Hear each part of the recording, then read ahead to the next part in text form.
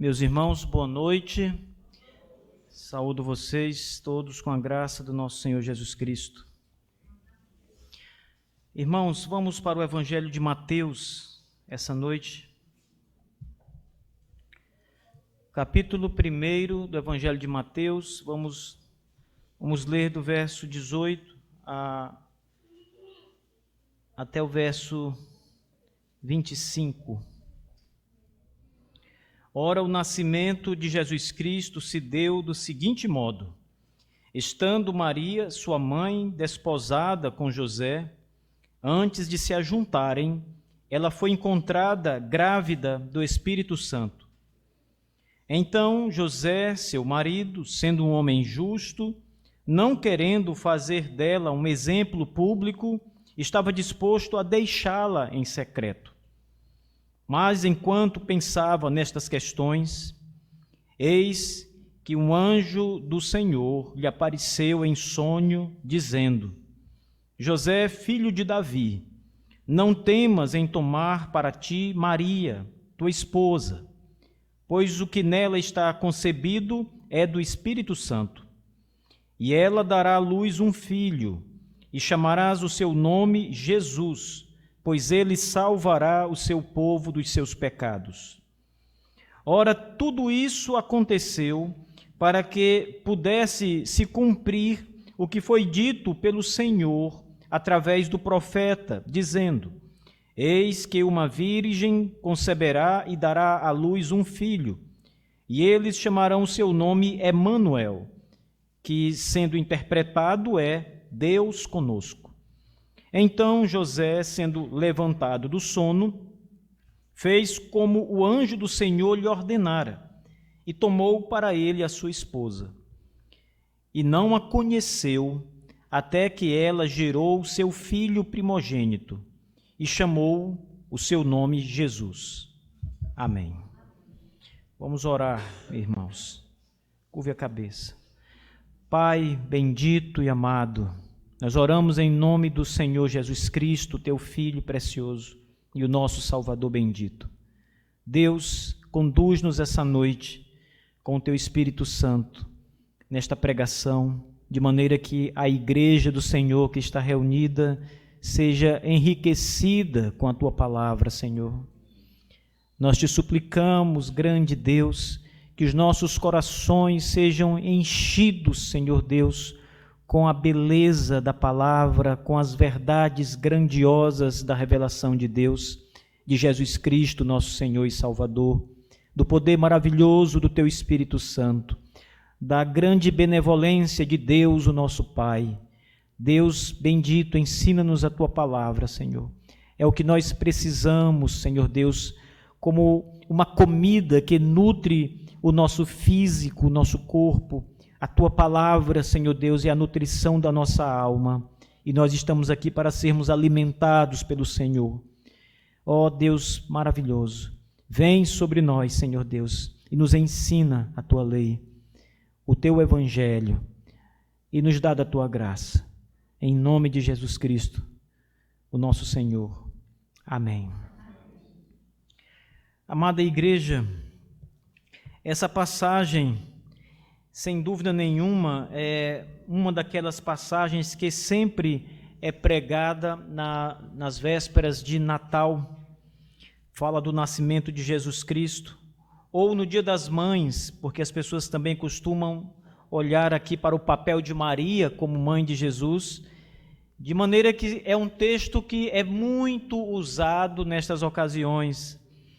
Mas hoje não é o Natal e também não é o Dia das Mães. Mesmo assim, se Deus me der graça, eu pretendo pregar esse sermão aqui, porque o motivo é que essa passagem, ela revela muito da glória do Senhor, muito da glória do nosso Deus. A história do nascimento de Jesus, ela tem como foco principal o próprio Senhor Jesus Cristo. Apesar desta história destacar importantes acontecimentos que se passaram na vida de outras pessoas. Na verdade, essa história ela tem três pessoas aqui que são que são muito importantes. Eu quero que vocês olhem primeiramente para José, que é citado aqui nesta passagem. José, por exemplo, era um homem que deveria estar bastante frustrado com tudo que estava acontecendo, com as últimas notícias que haviam chegado até ele. José estava ali ouvindo que a sua mulher, Maria, estava grávida. Mas o problema é que José não tinha mantido nenhuma relação sexual com Maria. Então, como pode Maria estar grávida?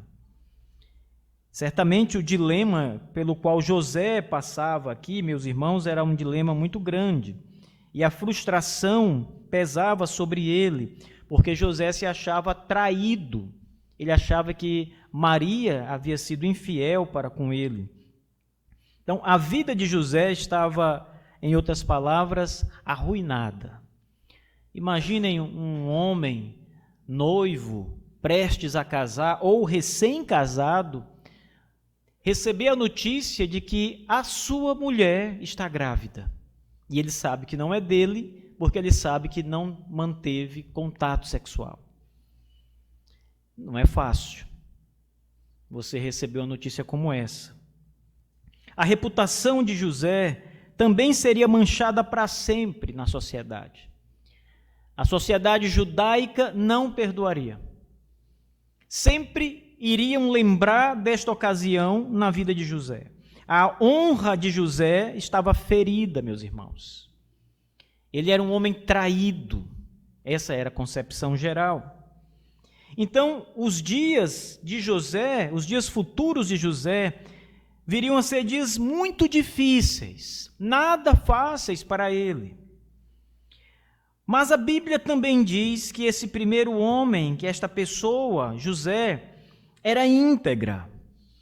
A Bíblia retrata José como um homem generoso, um homem de um grande coração, de grande integridade, e também um homem muito misericordioso, porque mesmo tendo o direito de deixar Maria, segundo o costume judaico, segundo a lei que Moisés havia dado, ele ainda assim decide deixá-la secretamente. E José faz isso porque ele não quer arruinar a reputação de Maria. Não é nem por ele, não é por causa dele, não é por causa do seu nome, não é por causa da honra da sua família, não é pela sua própria reputação, mas é pela reputação de Maria. Isto mostra integridade nesse homem. Isto mostra generosidade neste homem. E mostra misericórdia para com Maria. Não desonrou Maria.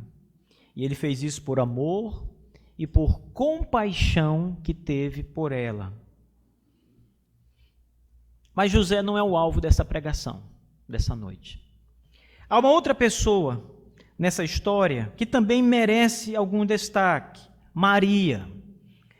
Maria é uma outra figura importante nessa narrativa, meus irmãos, e Maria estava completamente atônita.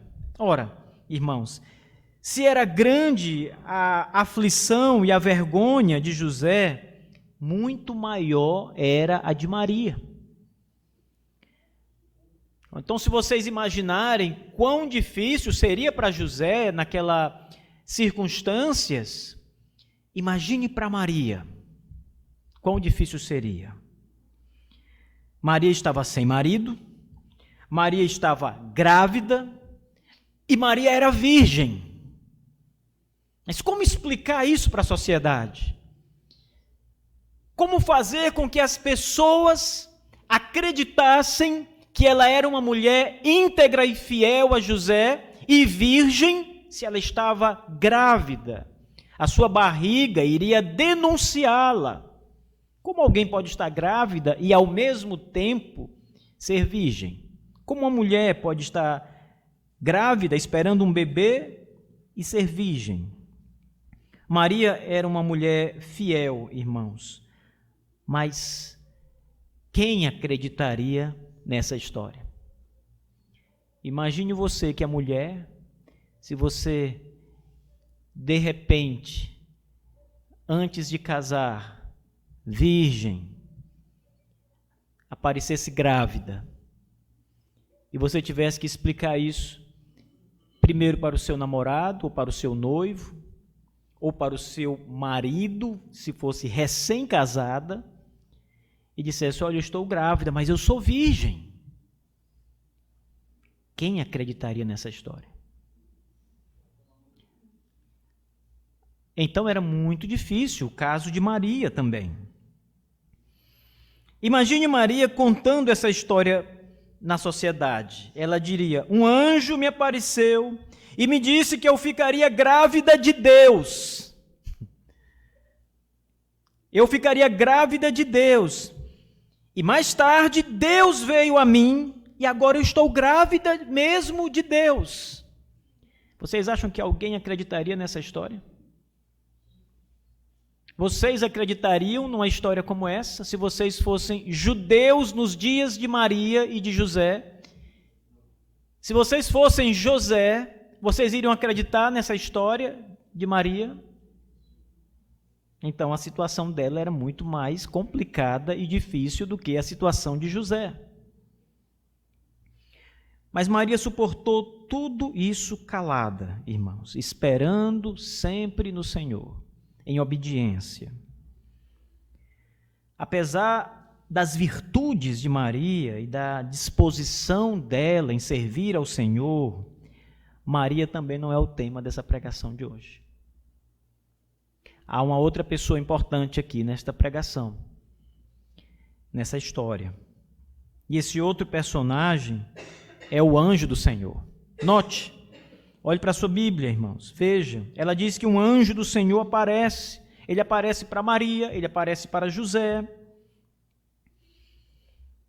Ele apareceu muitas vezes neste relato e em outros relatos aqui próximos. O anjo do Senhor é o mensageiro do Senhor, é o mensageiro de Deus, é o mensageiro de Iavé, o Deus do Antigo e do Novo Testamento. Primeiro, o anjo fala com Maria, e ele comunica a Maria o que vai acontecer com ela. Veja o que diz a Escritura Sagrada, no texto que nós lemos.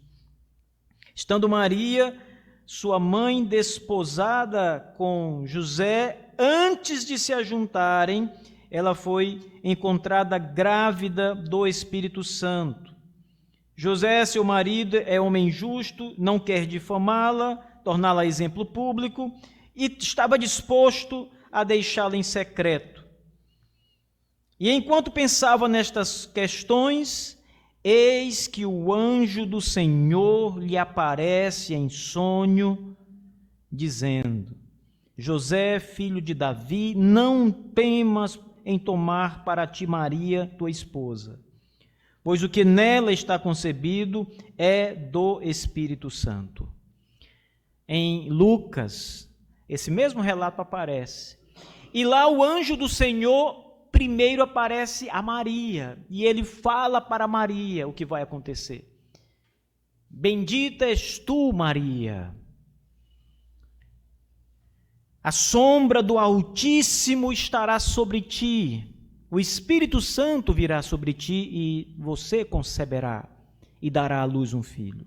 Então o anjo do Senhor aparece nesse relato. Fala com Maria, conforme Lucas. No Evangelho de Mateus, ele fala também com José, e ele dá as mesmas informações para ambos. Para José, ele aparece em sonho, e ele acalma o coração de José ao contar-lhe a verdade sobre Maria e sobre a sua gravidez miraculosa. É só mesmo um anjo para convencer uma pessoa daquela situação, não é?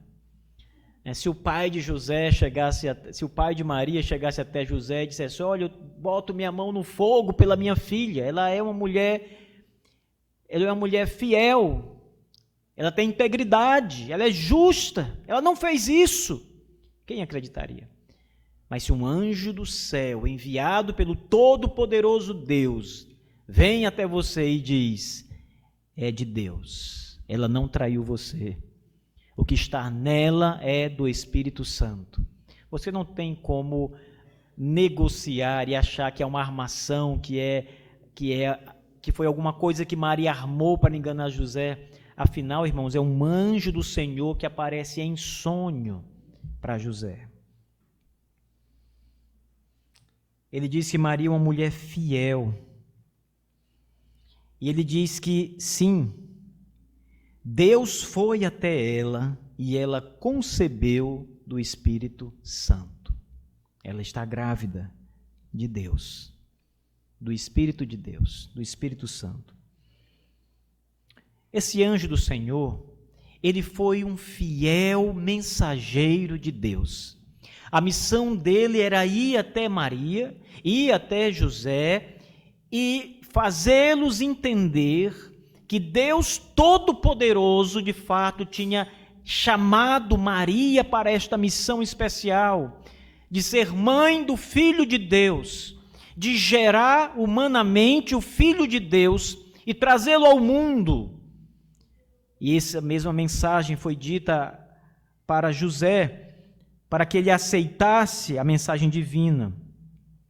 Então, grande importância deve ser dada aqui ao papel do anjo do Senhor nesta ocasião. Mas essa pregação também não é sobre o anjo do Senhor. São 3 pessoas muito importantes nessa história, irmãos. Mas há mais 3 pessoas aqui que são ainda mais importantes, as quais eu quero chamar a atenção de vocês. A primeira delas é a pessoa do bendito Espírito Santo de Deus. O Espírito Santo que gerou no ventre de Maria o nosso Salvador, Jesus Cristo.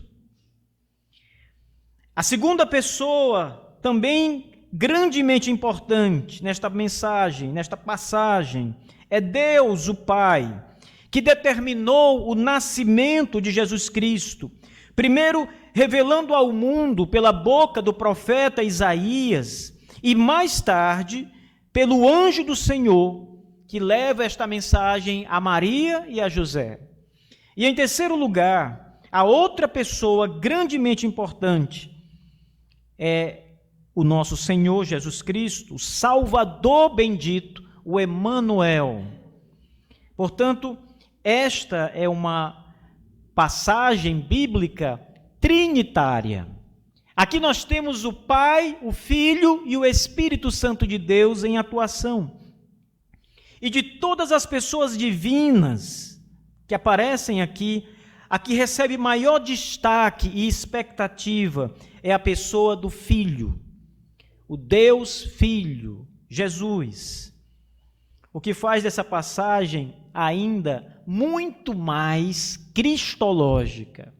Então, se nós temos aqui no Evangelho de Mateus, capítulo 1, versos 18 ao 25, uma passagem que é trinitária, que apresenta o Pai, o Filho e o Espírito Santo, de maneira ainda mais brilhante, dentre as 3 pessoas, Cristo ganha maior destaque. Então, nós temos aqui uma passagem que destaca a alta cristologia apresentada nas Escrituras, e como Jesus, o Filho de Deus, o Deus em carne, ganha proeminência, irmãos, na história da salvação. Os nossos pais batistas defenderam no passado uma alta cristologia. Estudar Cristo, compreender quem é o Senhor Jesus Cristo, conhecer as suas 2 naturezas, conhecer a sua única pessoa, a relação das naturezas, tudo isso é parte de uma cristologia elevada que nós precisamos conhecer, como os nossos pais no século XVII conheceram, escreveram sobre ela, defenderam, pregaram sobre isso. Tudo que eles escreveram e confessaram sobre a cristologia, nós podemos encontrar nas nossas confissões de fé. E eu quero mostrar para vocês 2 passagens confessionais que apresentam uma altíssima cristologia e mostrar a vocês que os nossos pais estão dizendo, afirmando exatamente a mesma coisa que o texto sagrado afirma. A primeira passagem está na Confissão de Fé Batista de 1644. Essa que é a primeira de todas as confissões de fé batistas particulares. Veja, no artigo 9, diz assim: quanto ao Senhor Jesus, de quem Moisés e os profetas escreveram, e sobre quem os apóstolos pregaram, ele é o Filho de Deus, o Pai, o resplendor de sua glória, a exata imagem do seu ser.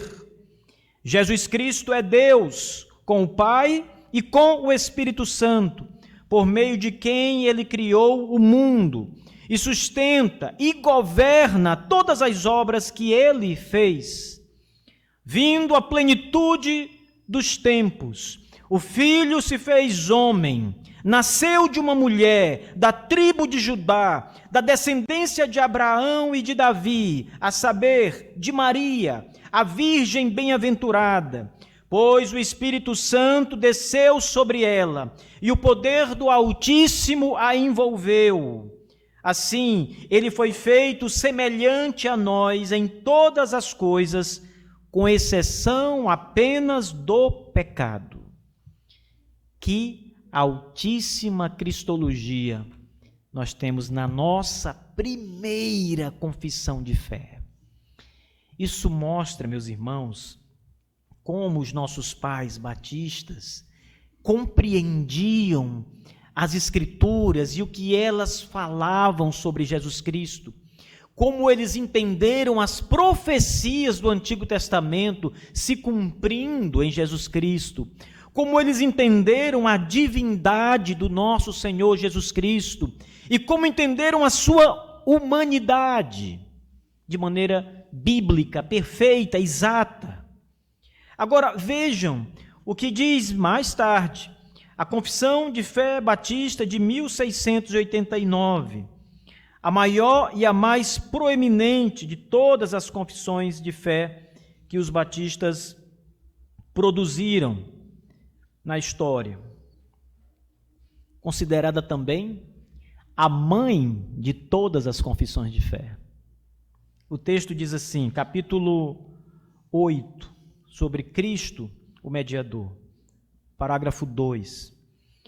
O Filho de Deus, a segunda pessoa da Santíssima Trindade, sendo verdadeiro e eterno Deus, o resplendor da glória do Pai, da mesma substância e igual a Ele, quem criou o mundo, quem sustenta e governa todas as coisas que Ele fez, quando chegou à plenitude dos tempos, tomou sobre si a natureza humana, com todas as propriedades essenciais e fraquezas humanas comuns, embora sem pecado.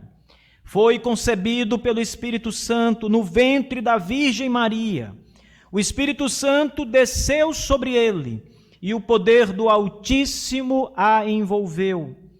E assim foi formado de uma mulher, da tribo de Judá, da descendência de Abraão e Davi, segundo as Escrituras, para que duas naturezas inteiras, perfeitas e distintas fossem inseparavelmente unidas em uma só pessoa, sem conversão, composição ou confusão.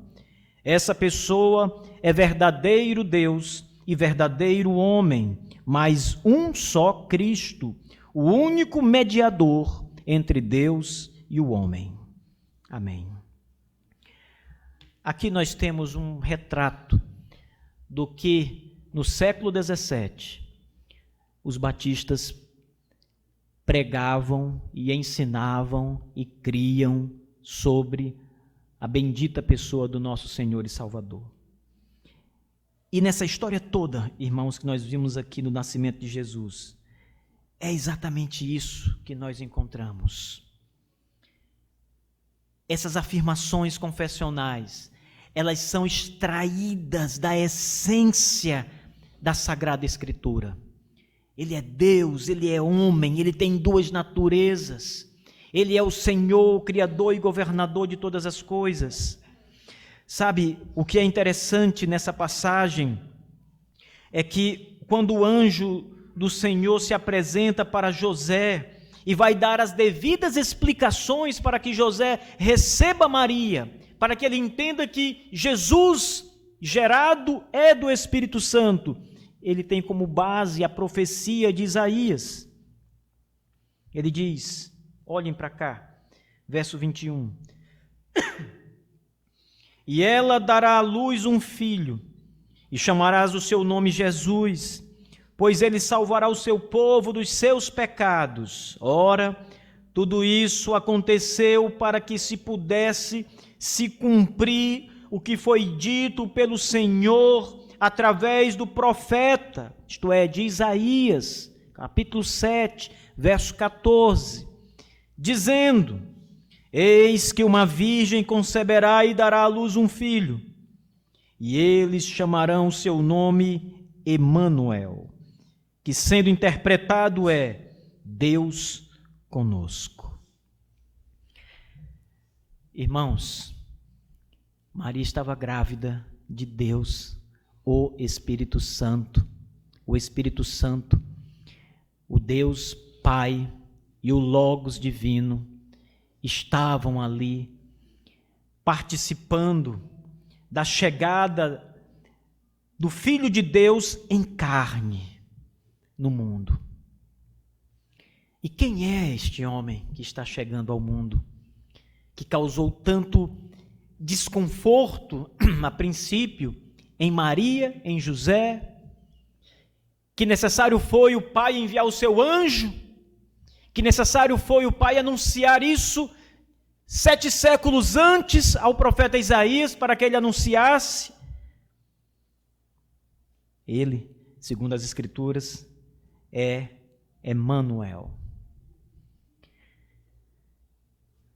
E Mateus interpreta o que significa a palavra Emanuel, para que você entenda que não é somente um homem que está chegando, não é somente uma criança e um ser humano que está chegando.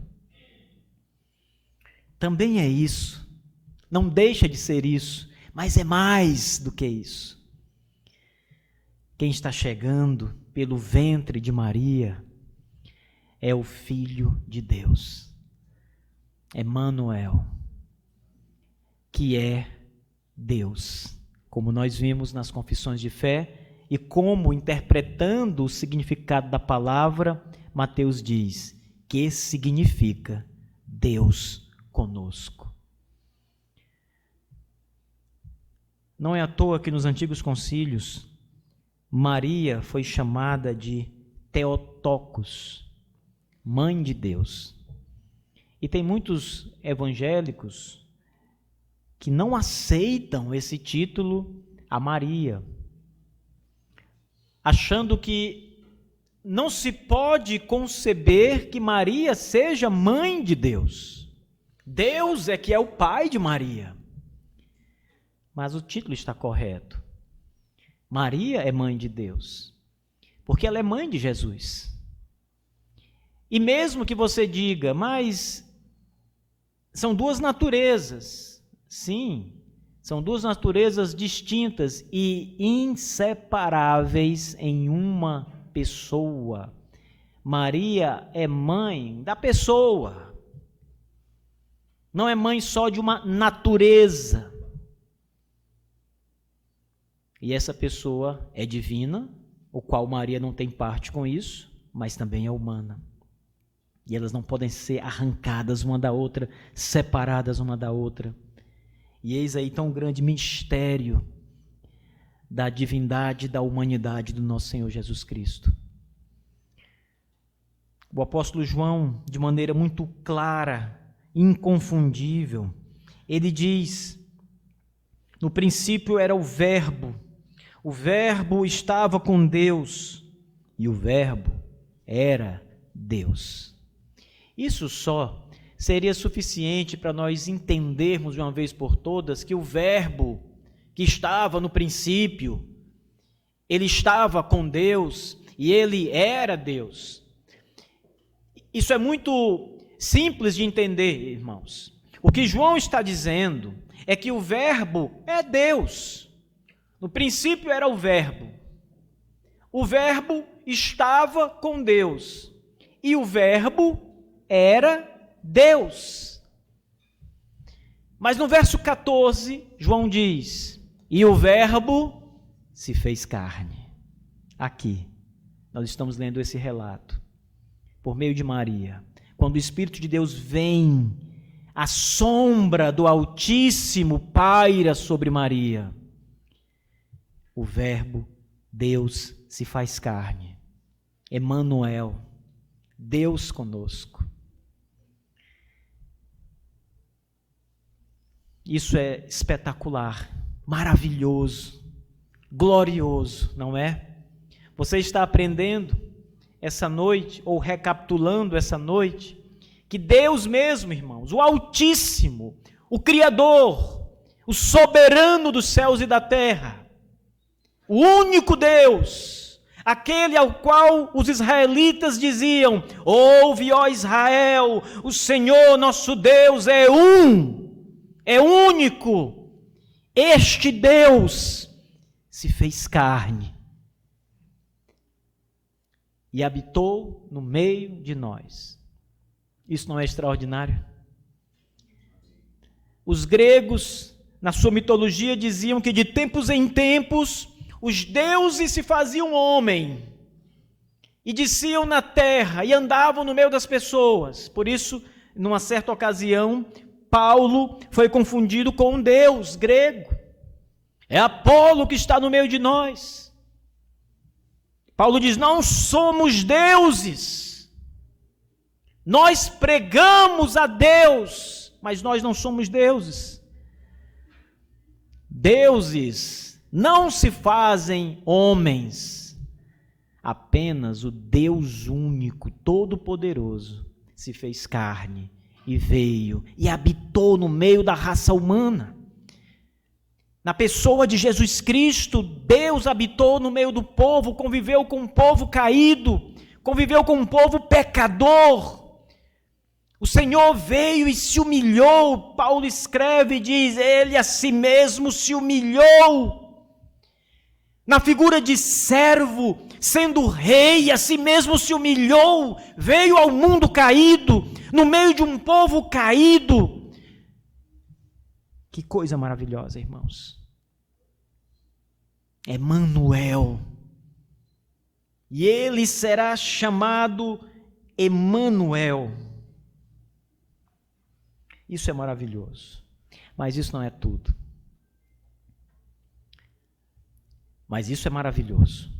Você precisa ficar admirado de Deus ter se feito carne e vivido aqui no mundo, na terra. Eu fico pensando, irmãos, as pessoas ficam encantadas com alguns homens. Elas correm o mundo inteiro para ver uma pessoa, para ver um artista de cinema, para ver um cantor. Pagam fortunas, fazem qualquer coisa, qualquer sacrifício. Querem estar perto de um ídolo, de um artista famoso. Para elas isso é o máximo da vida. Tem gente que diz: olha, eu poderia morrer agora, porque eu vi o meu ídolo, eu peguei nele, ele olhou para mim de longe, isso é suficiente, é maravilhoso demais. Você viu quando ele olhou para mim, ele dirigiu seus olhos para mim, você viu quando ele falou comigo, e as pessoas ficam encantadas, deslumbradas, quando uma pessoa humana, um pecador, porque é famoso, tem algum contato, um olhar, uma palavra, ou ela simplesmente tem o privilégio de ver a pessoa.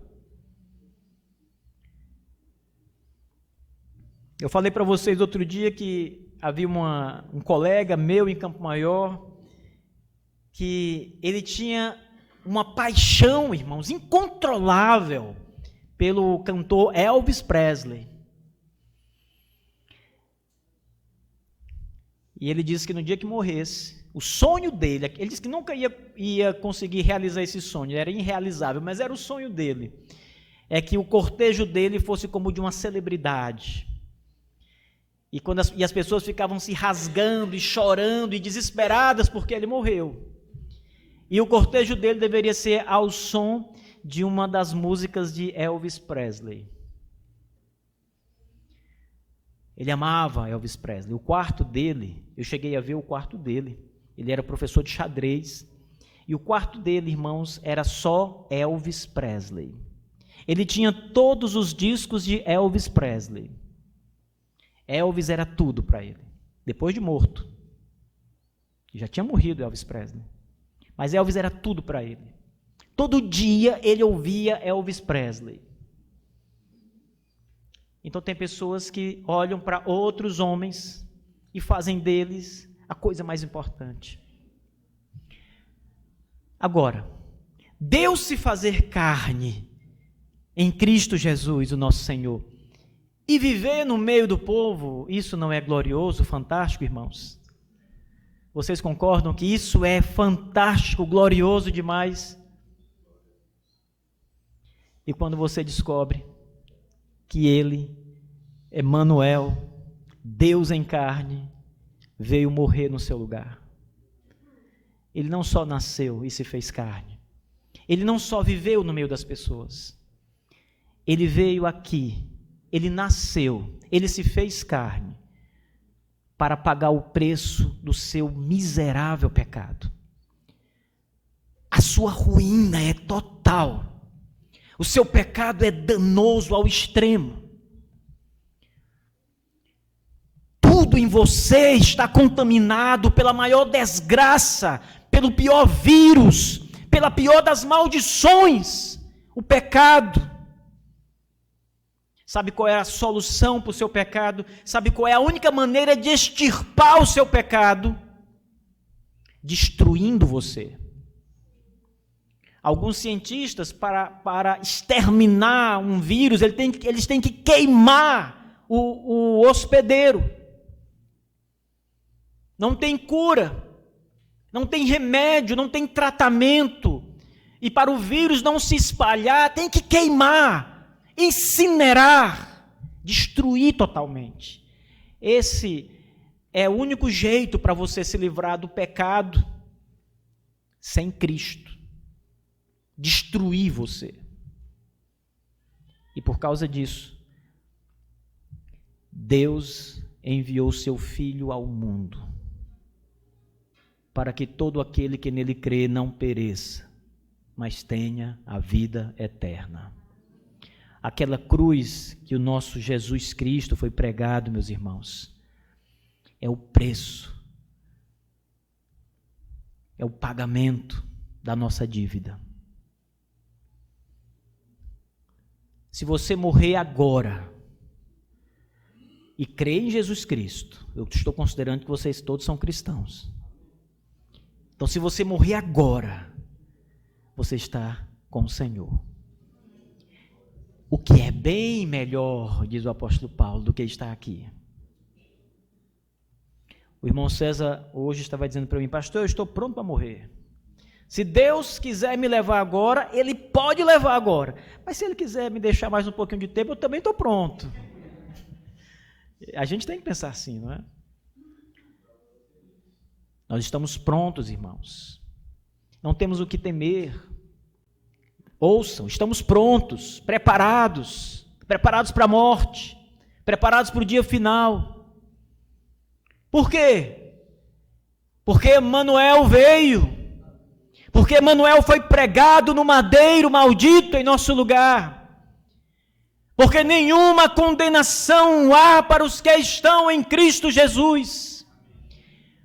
Porque a lei do Espírito é maior do que a lei do pecado e da morte, diz Paulo. Não há mais o que temer.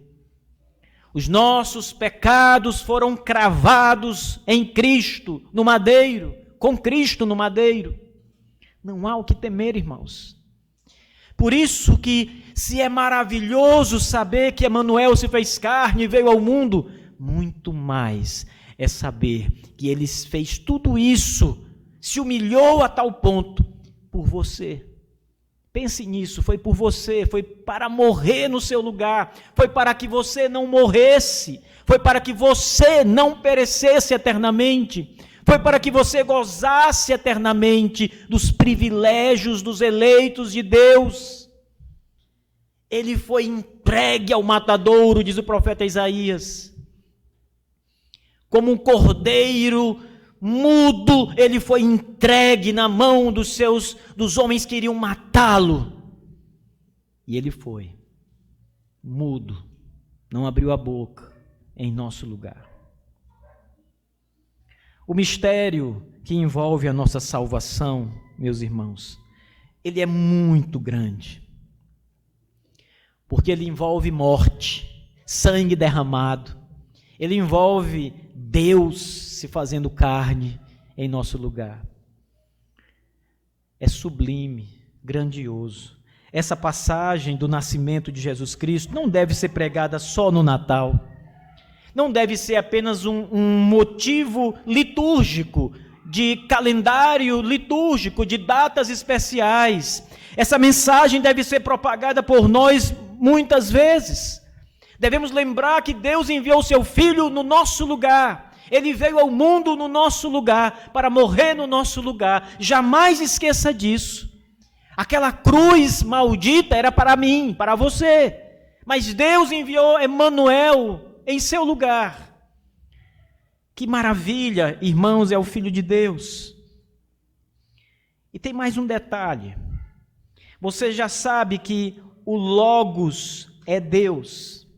Mas sabe o que é mais escandaloso, irmãos, para os judeus, por exemplo, é que eles consideram que Jesus foi um homem enviado por Deus. E eles também consideram que Jesus morreu na cruz, foi pregado naquela cruz do Calvário. Mas eles não consideram que Jesus é Iavé, Javé, o Deus revelado no Antigo Testamento. E ele é. Porque ao escrever a passagem sublime, o apóstolo Paulo diz que ao nome do Senhor Jesus todo joelho se dobrará, nos céus e na terra, e toda língua confessará que Jesus Cristo é o Senhor. E essa passagem ela é tão especial, porque Paulo está fazendo referência a uma outra passagem do Antigo Testamento, em que o profeta, na passagem do Antigo Testamento, está dizendo a mesma coisa em relação a Iavé. Todo joelho se dobrará a Iavé, toda língua confessará Iavé. E aqui Paulo está dizendo, todo joelho se dobrará, toda língua confessará que Jesus Cristo é Iavé, é o Senhor, é Deus. Por isso, irmãos, adore ao nosso Senhor Jesus Cristo, glorifique o seu nome. Ele fez tudo por você. Ele fez tudo que você não merecia, mas ele fez por amor. Que o nosso bom Deus, nosso Pai, o Espírito e o Senhor Jesus Cristo nos abençoe com a sua palavra. Amém. Vamos ficar de pé, igreja. Vamos orar e logo em seguida vamos celebrar a ceia do Senhor. Poderoso Deus, obrigado pela Tua palavra, Senhor. Nós descansamos, Senhor Deus, na Tua palavra. Ela é suficiente para nós saber essas grandes maravilhas. Enche o nosso coração de gozo, de confiança, de esperança, de alegria. Esperamos, Santo Deus, o grande dia em que vamos encontrar o nosso Senhor Jesus e vê-lo face a face. Ó Senhor Deus, prepara-nos para esse encontro maravilhoso. até o fim de nossa vida aqui na terra, Senhor. Preserva nossa vida, preserva nossos pés, nosso coração, nossos olhos, para não pecarmos e blasfemarmos o Teu nome. Guarda-nos, Senhor Deus, em nome de Jesus Cristo, de todo o mal e de todas as artimanhas de Satanás. Nós te pedimos, Senhor, confiados e certos de que o Senhor fará. Em nome de Jesus Cristo. Amém.